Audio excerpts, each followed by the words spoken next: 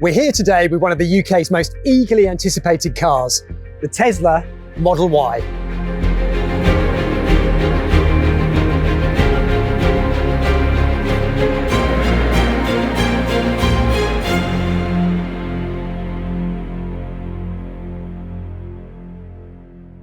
The Model Y is the sister car to the Model 3 saloon, and it's been a long time coming. Tesla CEO Elon Musk first unveiled this car back in March 2019, and that's 2 years and 7 months ago.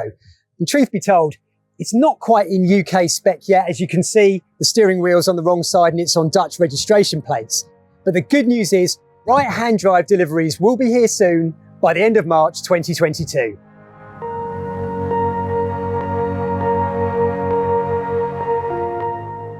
When Elon Musk unveiled the Model Y, Tesla could laugh at all the legacy car makers that were taking ages to get their electric crossovers to market. But while American and Chinese customers have got their Ys up front, rivals have beaten Tesla to the UK market. On the one hand, that means Elon Musk is making good on his goal to make the rest of the combustion engine dependent car industry go electric. On the other hand, it begs the question, has the Model Y got enough to keep you waiting another 5 months to get one? And has it got the package, dynamics and gadgets to keep it right at the front of the EV pack? We're going to take it for a drive now to see if it's as fun and as fast as the Model 3.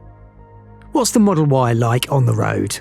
Well, this is the long-range model, which means I'm sitting on a 72 kilowatt-hour battery pack. Like most EVs, it's underneath the floor, and that keeps the centre of gravity nice and low. Fully charged, I was presented with a range of 314 miles. There's an electric motor on each axle for all-wheel drive. Their combined output is about 469 brake horsepower. There's 424 foot-pound of torque, so this car has a lot of grunt. It's got about the same level of power as a BMW M4, and it is fast. We've all got used to just how quickly electric cars can accelerate, and I have to say the Model Y is in that bracket of really fast EV. So I'm just going to floor it now and let's see if we can get a sense of just how quick the acceleration is. Here goes. Whoa. I mean, that is just piles on the speed, and you know, motoring journalists probably lapse into futuristic jargon when we're talking about electric cars, but it is like the Starship Enterprise going into warp speed, you know, and you also get that kind of futuristic whine of acceleration from the motors. So it's super addictive, and it's really handy. You know, it's good for overtaking and nipping out into gaps in traffic. So, you know, I'll never tire of pressing that very binary, very fast and responsive throttle. So one of the standout things about the Model Y is just how flat it corners. It's almost like there's a giant hand on the roof pressing it down, or the 2-ton curb weight keeping it pinned to the road. But look, you know, we'll get into this corner now and you can see just how flat it corners. But it also rides fairly firmly on its 20-inch induction alloys with low-profile tyres. You do feel most expansion joints and urban potholes, so if comfort's your thing, spec the 19-inch rims with a deeper sidewall. Like the Model 3, the Model Y's steering is very direct.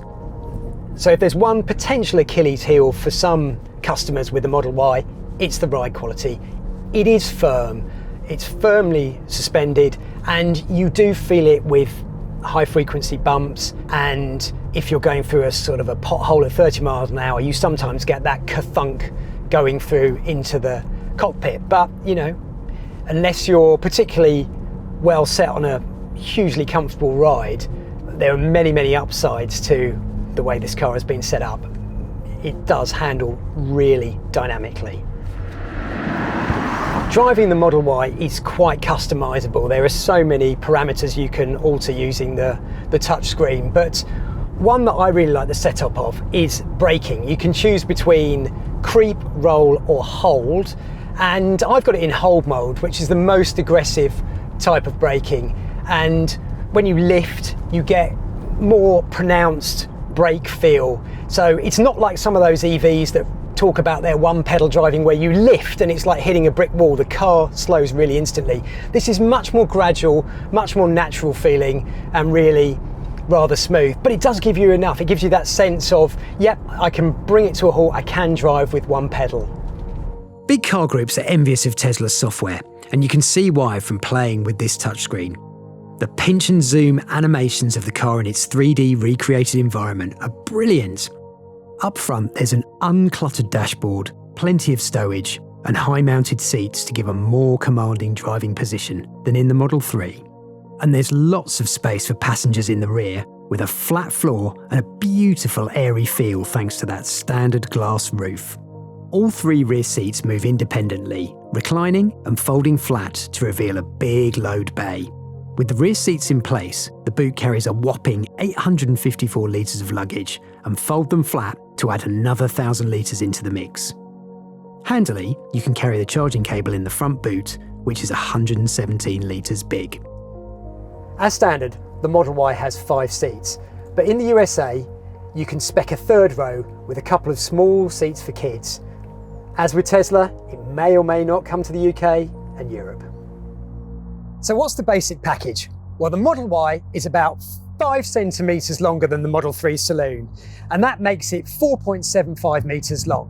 When it comes to height, it's about 20 centimetres higher, and a lot of that is due to extra ground clearance. It rides 17 centimetres or thereabouts off the ground. The UK lineup starts with the Model Y long range, which is priced from $54,990. That's £6,500 more than the equivalent Tesla Model 3. Above it sits the performance version, which is priced from $65,980. The long range can cover 314 miles on a single charge and accelerate from 0 to 62 miles an hour in 5 seconds flat. The performance model sacrifices a little bit of range. Its maximum is 298 miles, but with more powerful electric motors, the 0 to 62 acceleration time drops to 3.7 seconds. A rear-drive Model Y may or may not come in due course. Things are always subject to change in the whimsical world of Tesla. All Model Ys get Tesla's Autopilot system as standard. Level 2 driving assistance with traffic-aware motorway cruising and braking, and automatic steering to keep you in lane. In Tesla's Model 3, the Euro NCAP crash test program rates this as offering excellent assistance, though with reservations that drivers might get too reliant on it. Enhanced Autopilot, which enables lane changes with a flick of the indicator stalk, auto parking and summoning the vehicle with your smartphone, costs an additional £3,400. Full self-driving capability, which essentially future-proofs the Model Y to increase autonomous capabilities in urban areas via over-the-air software updates, costs £6,800. But is it really worth shelling out for something that's fiendishly complicated for Tesla to develop, will require regulatory approval, and has no concrete introductory date? The Model Y and Model 3 series get access to Tesla's 800 plus superchargers in the UK, with up to 250 kilowatts of charging power. Tesla claims the Model Y can swallow 150 miles of range in just 15 minutes on the punchiest superchargers. Tesla hasn't only changed the car industry when it comes to electrification, it's also triggered the arms race for bigger, flashier touchscreens, and over-the-air software updates have been really widely embraced by other car makers, all thanks to the electric car company's trailblazing. Only the Jaguar I-Pace can genuinely match the punch and dynamics of the Model Y long range. Kia's EV6 is also a compelling challenger at a lower price. But these cars aren't backed by Tesla's EV credentials and its bespoke charging network.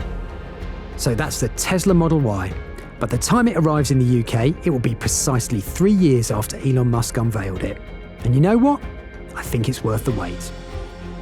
Tesla remains the gold standard for electric car, and it's a hugely desirable brand that will draw in affluent tech lovers. It changed the world's car market, but one thing's for sure, it hasn't got that market to itself anymore.